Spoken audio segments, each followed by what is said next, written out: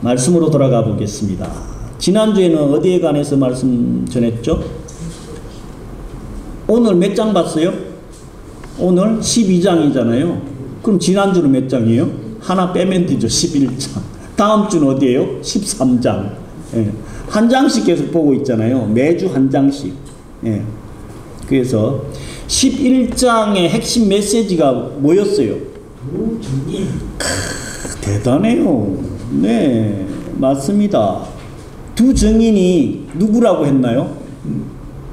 예. 몰라요. 예. 마지막 때가 되면 두 증인이 나타날 건데 대부분의 목사님들은 모세와 엘리야라고 이야기하는데 그거 아니라고 얘기했죠. 역할만 비슷한 부분이 있긴 하지만 마지막 때가 되면 두 증인이 나타날 건데 두 증인의 주된 사역 내용이 뭐였어요? 두 증인의 주된 사역 내용이 뭐였어요? 종말이 온다. 예수님께서 재림이 오실 거다. 그러니까 빨리 회개하고 하나님 품으로 돌아와라. 예배의 자리로 돌아와라. 이게 두 증인의 핵심 사역이었어요. 그러니까 사람들이 그 말 듣고 어떻게 했다고요? 어떻게 했다고요? 듣기 싫어가지고 때려 죽여버렸어요. 네. 쓸데없는 소리 한다고 때려 죽여버렸다니까. 네. 노아의 때도 그 노아 할아버지가 야, 이 지구가 하나님께서 물로서 심판할 거야. 그러니까 빨리 회개하고 돌아와. 그러면서 노아는 뭐 했어요? 방주, 배, 엄청 큰 배를 만들었다니까. 예. 그러니까 그때 사람들이 생각할 때는 어떻게 생각했겠어요? 저 할아버지가 노망이 들어가지고 또라이야, 또라이. 예. 이렇게 먹고 살기 좋은 이 땅이 뭔 종말이 온다고. 예. 말도 되지도 않는 소리 하는 저 또라이 할아버지 얘기는 들을 필요가 없어. 예. 근데 어떻게 됐어요? 그대로 이루어졌잖아요.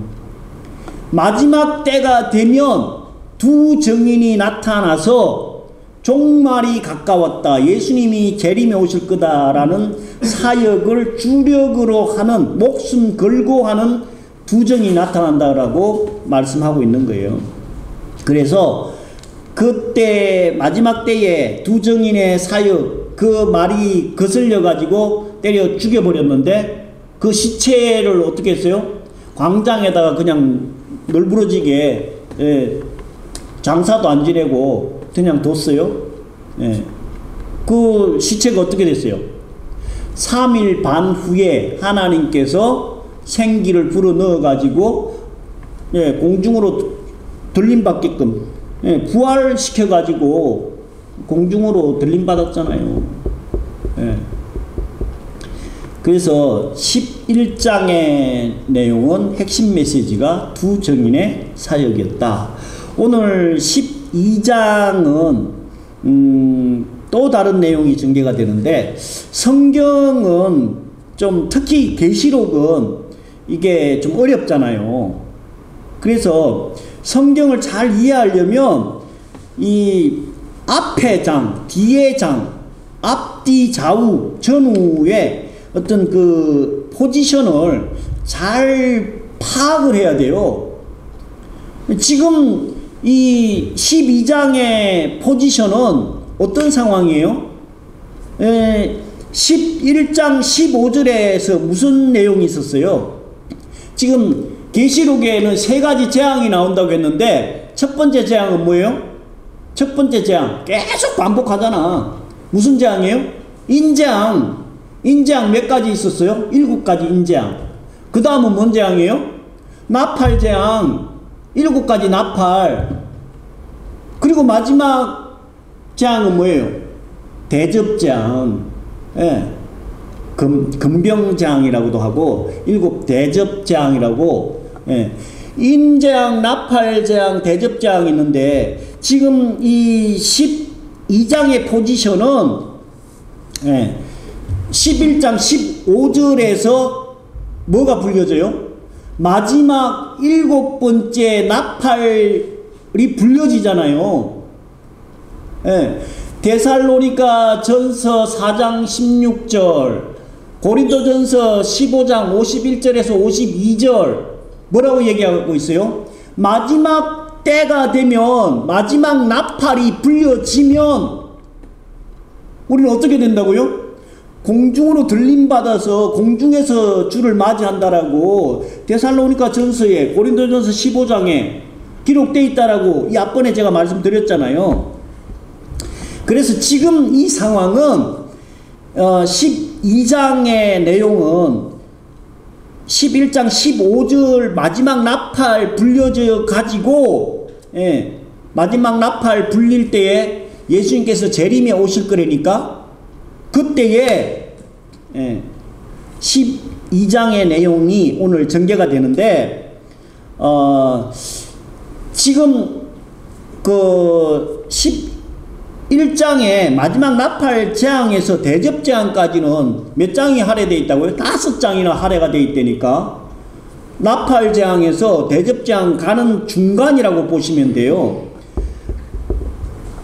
그래서 성경책은 우리가 이 책은 평면으로 그냥 기록된 평면이지만, 드라마에 보면 이 장면을 이렇게 방영을 하고 또 똑같은 시간에 한편 그 시각에 이렇게 이야기하잖아요. 한 번에 다 보여줄 수가 없으니까, 네, 한편 집에서는, 한편 밖에 아저씨는, 뭐 남편은 뭐 이렇게 이야기를 하잖아요. 그러니까 성경책도 똑같이 이 기록을 하다 보니까 이게 양면으로, 그러니까 입체적으로 보여줄 수가 없는 거예요. 왜 그래요? 책이니까. 그러니까 똑같은 상황을 입체적으로 못하니까 11장의 15절의 내용이 12장에서 한편 그 시각 하늘나라에서는, 땅에서는 이렇게 보시면 돼요. 그래서 특히 12장의 내용은 핵심 메시지가 뭐예요? 1절에 보면 하늘에 큰 이적이 보이니 해를 옷 입은 한 여자가 있는데 그 발 아래에 달이 있고 그 머리에는 12별의 관을 썼더라. 이 여자가 아이를 베어 해산하게 되매 아파서 애를 쓰며 부러지졌다. 이 상황이 무슨 상황이라고요? 1절 시작하면서 하늘에 큰 이적이 보이니 라고 이야기하잖아요. 그러니까 지금 예수님의 공중 강림이 언제? 마지막 나팔 불 때에 라고 이야기했잖아요. 그 시간에 지금 예수님께서 이 땅에 다시 재림이 올 그 상황을 지금 초림 때에 여자가 아기 낳는, 그러니까 마리아가 예수님을 낳는 그 상황하고 오버랩 시켜가지고 이야기를 하고 있는 거예요. 그러니까 초림 때하고 재림 때를 이렇게 같이 섞어갖고 이야기하니까 엄청 어렵게 생각을 하는 거예요. 이해가 잘 안 되는 거예요.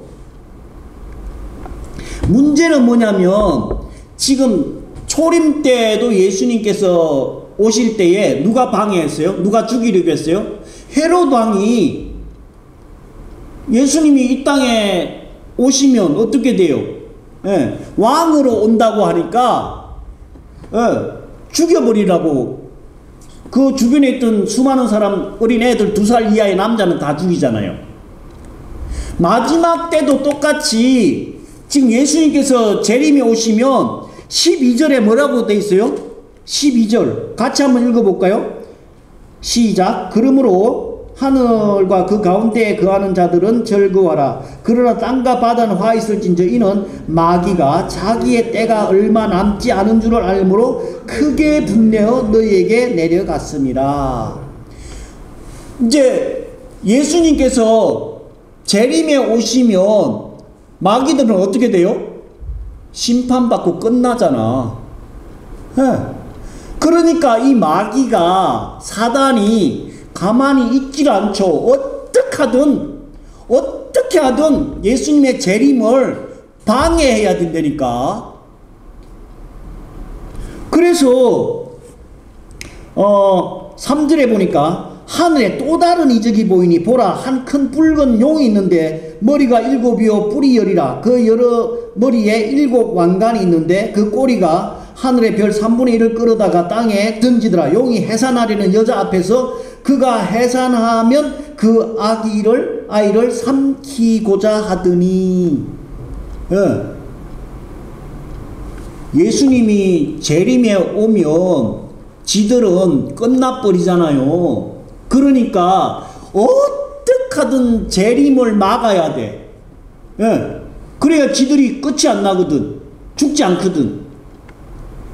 근데 예수님께서 4절에 나와 있는 대로, 3절에 나와 있는 대로 그 붉은 용이 머리가 7이고 뿔이 10인 그 존재가 머리에 왕관이 몇 개 있어요?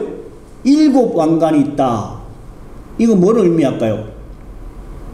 계시록에는 7이라는 숫자, 성경에는 7이라는 숫자가 엄청 많이 나오는데 특히 계시록에 많이 나오죠. 7이라는 숫자는 완전수라 그랬잖아요. 7 왕관을 머리에 썼다라는 얘기는 지금 누구 얘기예요? 용 얘기거든요. 옛 마귀 사단, 옛 뱀. 그러니까 사단도 호락호락한 존재가 아니에요. 보통 존재가 아니라니까. 근데 그 12장 읽다가 보면 더 재밌는 건 뭐냐면요. 1절에 보면 그 여자가, 해를 옷 입은 한 여자가 있는데 그 여자는 머리에 왕관이 몇 개예요? 몇 개예요? 1절 끝부분에 보세요. 그 머리에는 12별의 관을 썼더라. 네, 7개가 많아요? 12개가 많아요?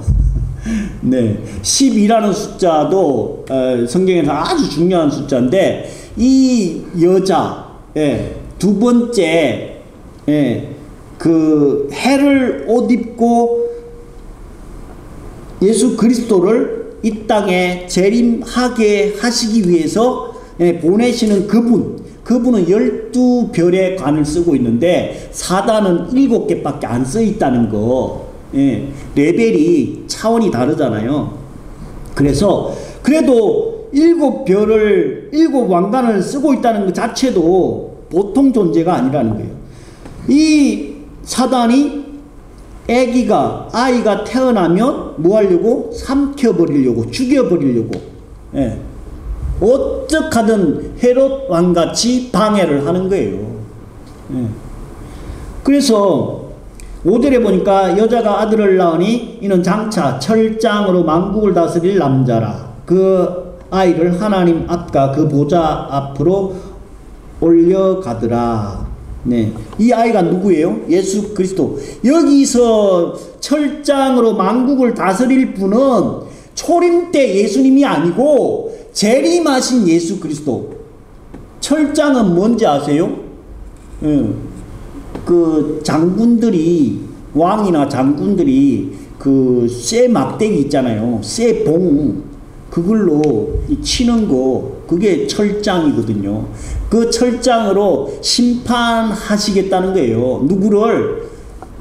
이 세상, 특히 악한, 여기 나와 있는 옛 뱀, 그 용, 붉은 용, 머리가 7인 그 용을 철장으로 다스릴 그 남자아이, 재림하시는 예수 그리스도를 상징하는 거예요. 그래서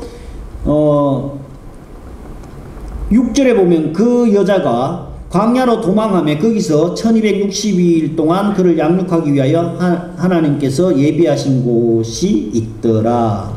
또 갑자기 여자가 광야 이야기하고 도망가는 이야기를 하니까 또 헷갈리는 거예요. 이 상황은 어떤 때의 상황이에요? 초림 때에 예수님이 헤롯 왕이 죽이려고 하니까 1260일은 몇 개월이라고요? 3년 6개월이라고 이 앞장에서 계속 1260일 아니면 42개월, 3년 한 때와 두 때와 반 때 계속 이렇게 나오잖아요. 그래서 이 6절을 보니까 이 상황은 초림 때 상황을 기록해 놔놓으니까 또 헷갈려가지고 이해를 못하는 거예요. 이 부분은 아까 5절하고 연결되어 있다라고 보시면 돼요. 이 남자아이를 낳으면 삼켜버리고 어떡하든 재림에 오는 것을 방해하고 본인들이 그 심판당할 것을 방해하려고 하는 방해 공작이라고 보시면 돼요. 그러면서 또 상황이 달라집니다. 7절에 하늘에 전쟁이 있으니 미가엘과 그의 사자들이 용과 더불어 싸울세 용과 그의 사자들도 싸우나 이기지 못하여 다시 하늘에서 그들이 있을 곳을 얻지 못하더라. 이제 사단도 이판사판 마지막 발악을 한번 해봐야 될 거 아니에요. 그래서 천사장 미가엘하고 이 용하고 사단하고 전쟁이 일어난 거예요. 싸우는 거예요. 여기 8절에 보면 이기지 못하여 다시 하늘에서 그들이 있을 곳을 얻지 못하더라. 왜 다시라고 이야기했을까요? 여기서 이 천사장이 미가엘하고 붙은 천사장이 이사야 14장 12절부터 20절에 나오는 그 천사장 루시퍼가 하나님만큼 높아지려고 하나님께 도전하는 내용이 나옵니다. 그때 하나님께 도전했다가 쫓겨나거든요. 땅으로 쫓겨나거든요. 그러니까 그때 그 천사장 루시퍼가 도전했듯이 쫓겨났듯이 다시 8절에 보면 다시 이기지 못해가지고 쫓겨났다 이 얘기예요. 그러니까 결국은 아무리 사단이 예수님께서 재림에 오는 것을 방해해도 하나님의 그 역사는 거스를 수가 없다는 거예요. 하나님에게 도전하고 하나님의 역사에 도전했다가는 아까 1절에 나와 있잖아요. 하나님의 여자 12간을 별을 쓰고 있는데 사단은 7개니까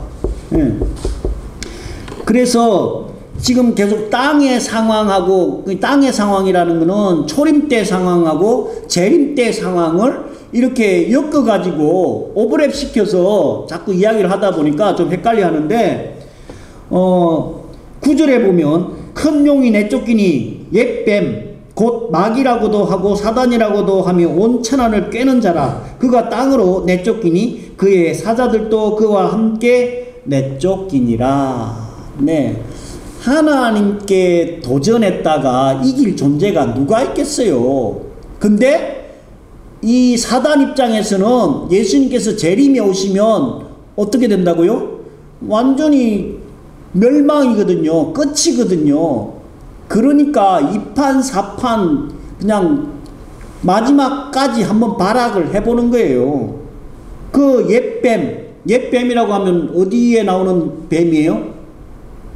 에덴 동산에서 선악과 따먹게 했던 그 옛뱀, 원죄 짓게 했던 그 옛뱀, 그 옛뱀은 사단이라고도 하고 사탄이라고도 하며 온천을 꿰는 자고 그가 땅으로 내쫓기니 그의 사자들도 함께 내쫓겠다. 사단 마귀의 그 사자들은 누군지 아세요? 사단 마귀의 사자들, 귀신들. 귀신은 사단의 쫄개들이거든요. 그래서 그 사자들, 거기다가 요즘으로 얘기하면 거짓 선지자들, 사이비 이단들 있잖아요. 같이 다 내쫓기는 거예요. 그래서 10절에 보니까 내가 또 들으니 하늘에 큰 음성이 있어 가로되 이제 우리 하나님과 구원과 능력과 하나 나라와 또 그의 그리스도의 근세가 나타났으니 우리 형제들을 참소하던 자 곧 그 우리 하나님 앞에서 밤낮 참수하던 자가 쫓겨났다. 이건 누구 얘기하는 거예요? 사단 마귀 이야기하는 거예요. 사단은 맨날 뭐 한다고요? 뭐 한다고요? 참소. 참소가 다른 말로 뭐예요? 참소한다. 고소하고 험담하고 헐뜯고, 예. 하나님, 쟤는요 이런 죄 지었고요, 저런 죄 지었고요. 그러니까 예? 그냥 두면 안 돼요. 죄의 대가를 치러야 돼요. 교회에서도 맨날 참소하는 사람들이 있어. 저 집사는 뭐가 문제고, 저 권사는 뭐가 문제고, 저 목사는 뭐가 문제고, 저 장로는 맨날 그 검사 역할 있잖아요. 검사 역할. 네. 이렇게 죄 지었고 저렇게 죄 지었는데 어떻게 천국 갈 수 있냐고, 어떻게 교인이라고 하고 목사라고 할 수 있냐고 막 이렇게 참수하던, 그게 사단의 역할이라는 거예요. 그 참수하던 자는 어떻게 되겠다고요? 10절 후반부에 보면요, 쫓겨났다니까. 어디서 쫓겨났어요? 하늘나라에서 하나님께 도전했다가 쫓겨난 거예요.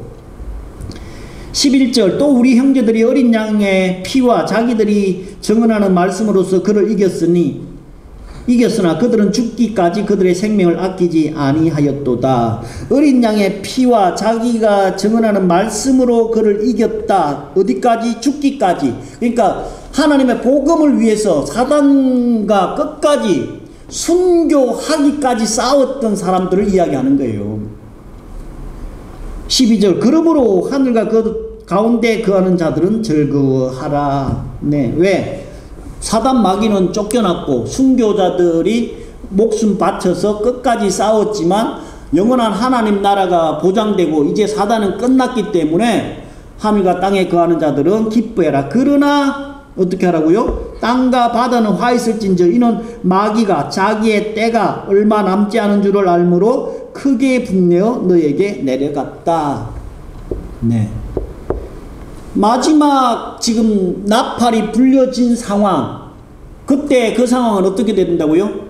예수님께서 공중 강림한다고 마지막 나팔에 분명히 데살로니가 전서 4장 16절, 고린도전서 15장 51, 52절에 마지막 나팔 때에 천사장이 나팔을 불면 우리는 호련히 다 공중으로 들림받아서 예수님을 맞이한다라고 기록되어 있잖아요. 그 이제 사단 입장에서는 끝이라니까. 그래서 계속 방해를 하는 거예요. 그래서 아직까지는 완전히 사단이 무저갱에 쳐넣고 멸망한 상태. 지금 아마겟돈 전쟁이 남아있잖아요. 천년왕국 끝자락에 아마겟돈 전쟁 남아있거든요. 그때가 되면 이제 사단은 완전히 무저갱 속에 처박히고 심판을 받아서 끝나는 존재가 되는데 아직까지는 사단이 활동하고 있는 때라는 거예요. 그래서 12절 중반부에 땅과 바다는 화 있을진저 마귀가 자기 때가 얼마 남지 않은 줄을 알므로 크게 분내어 너에게 내려갔다. 마지막 때가 다 된 거 아니까 하나님께 도전했다가는 이제 쫓겨났고 이길 수 없는 걸 알았는데 내려와서는 어떻게 해야 될까요? 우리 믿음의 백성들을 괴롭히겠죠. 예, 그것도 완전히 마지막 발악을 해가지고 2판 4판으로 하나님의 자녀들을 괴롭게 하는 거예요. 그러니까 지금 그 사단이 마지막 발악을 할 때이기 때문에 우리는 믿음을 더 굳건하게 해야 된다.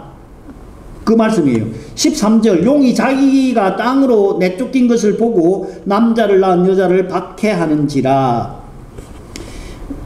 이 13절부터 끝까지의 말씀은 이 여자가 자꾸 누구냐라고 이야기를 하는데 여기서는 또 교회다라고 계속 말씀을 하고 있어요. 근데 저는 생각이 좀 다르거든요. 교회는 말씀을 증거는 하지만 교회가 예수님을 탄생시키는 건, 재림시키는 건 아니거든요.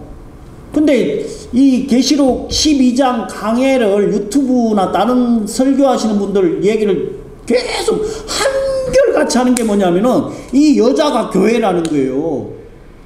교회의 역할은 지금 13절부터는 어느 정도는 이해가 되지만, 예수님을 재림시키는 거는요, 우리가 아니라 아버지 하나님의 영역인데 자꾸 교회라고 이야기하니까,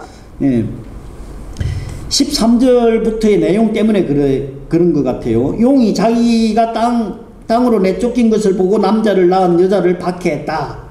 14절 그 여자가 큰 독수리의 두 날개를 받아 광야 자기 곳으로 날아가 거기서 그 뱀의 낯을 피하여 한 떼와 두 떼와 반 떼를 양육받으매.